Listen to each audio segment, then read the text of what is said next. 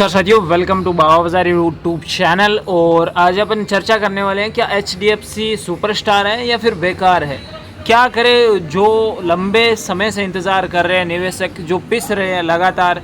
अगर इसके 6 महीने के अपन रिटर्न्स देखें या फिर चाहे 1 साल के इसके रिटर्न्स देखें तो क्या दिक्कत क्या है कि 6 महीने में यहाँ पर रिटर्न्स आए हैं 15% और 1 साल में रिटर्न्स आए हैं मात्र जो है 2.51% तक। तो क्या करे वो इन्वेस्टर जो 1 साल से फंसे हैं या फिर ज़्यादा टाइम से फंसे हुए हैं और पूरे 5 साल के भी अगर डाटा निकाले तो 39% तक रिटर्न्स आए एचडीएफसी की ओर से। और कुछ अपडेट्स आ रही है, उन पर भी चर्चा करेंगे। उससे पहले अगर थोड़ा सा अगर ओवरव्यू देख लेते हैं एचडीएफसी बैंक का, तो कहीं ना कहीं एचडीएफसी बैंक जो है आरओई है वो 17% के आसपास है और आरओसी है वो 8% के आसपास है। वहीं पी रेशो देखें तो ठीक ठाक पी रेशो भी मेंटेन किया हुआ है। बुक वैल्यू हालांकि आपको 600 के आसपास जो कम लग रही होगी। वहीं अगर बैलेंस शीट में देखें तो उधारी अगर देखें तो 31 लाख से कहीं ज़्यादा, यानी 31 लाख करोड़ से भी ज़्यादा जो है कंपनी ने उधारी ले रखी है। और इस उधारी का जो है ब्याज अगर देखें तो 44,000 जो है 580 करोड़ का जो है एचडीएफसी को जो है ब्याज के रूप में चुकाना पड़ रहा है। अब ये कहीं ना कहीं चिंता जो है जनक विषय तो है। प्रमोटर्स होल्डिंग अगर देखें तो प्रमोटर्स होल्डिंग बिल्कुल जो है यहाँ पर 0 हो चुकी है। प्रमोटर्स सारे भाग चुके हैं। फॉरेन इन्वेस्टर देखें तो 47% तक अच्छी बात है। म्यूचुअल फंड 35% है और पब्लिक की हिस्सेदारी है वो 18% के आसपास। अब कुछ अपडेट्स आ रही है लगातार, तो वो देख लेते हैं। सबसे पहले तो एचडीएफसी ने जो है क्वार्टर सेकंड के जो रिजल्ट आने वाले हैं दूसरी तिमाही के, उनकी घोषणा के लिए 19 अक्टूबर को जो है बोर्ड बैठक की घोषणा की है। तो ये एक जो अपडेट्स आई है छोटी सी। और उसके बाद जो अपन चर्चा करने वाले हैं क्या दिक्कत है कि 1 साल से 2 साल से इन्वेस्टर के पैसे फंसे पड़े हैं वहाँ के वहाँ। हालांकि अगर पिछले 6 महीने की बात की जाए तो अच्छा खासा प्रॉफिट दिया है बैंक ने, लेकिन लगातार अगर 5 सालों की बात करें तो कुछ खास जो है बैंक कर नहीं पाया है। भारत के सबसे बड़े जो है प्राइवेट सेक्टर की ऋणदाता एचडीएफसी बैंक ने सोमवार को अपनी जो है बोर्ड बैठक की तारीख है वो 19 अक्टूबर की घोषित की है, जिसमें कंपनी सितंबर 2024 को समाप्त होने वाले क्वार्टर सेकंड के जो है घोषणा करेगी।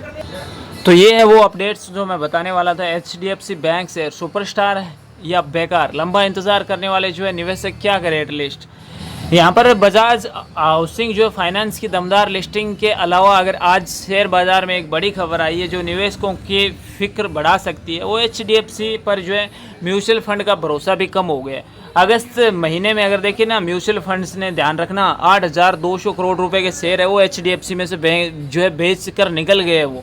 और एचडीएफसी के शेयरों में लगातार बिकवाली हो रही है। तो कहीं ना कहीं ये चिंताजनक बात है उन इन्वेस्टर के लिए जो लॉन्ग टर्म से एचडीएफसी में जो है कहीं ना कहीं अपना जो है हिस्सेदारी लिए बैठे हैं, पोर्टफोलियो में हर दिन जो है रिफ्रेश करके देख रहे हैं। इस साल पहले अगर देखें फॉरेन इन्वेस्टमेंट ने जो भी एफआई की बात करें, उन्होंने भी एचडीएफसी में जो है अपने शेयर बेचे थे। अब अगस्त में जो है म्यूचुअल फंड ने भी अपने जो है शेयर है वो बेचे हैं। वो एक चिंताजनक बात ये आ रही है। 4 साल से तेज़ी का इंतज़ार कर रहे हैं निवेशक। अगर देखें तो लॉन्ग टर्म निवेशक हैं तो आप भी जो है ध्यान दिया होगा कि पिछले 4 सालों में जो है एचडीएफसी बैंक के शेयरों में 1800 का लेवल तक नहीं छू पाए।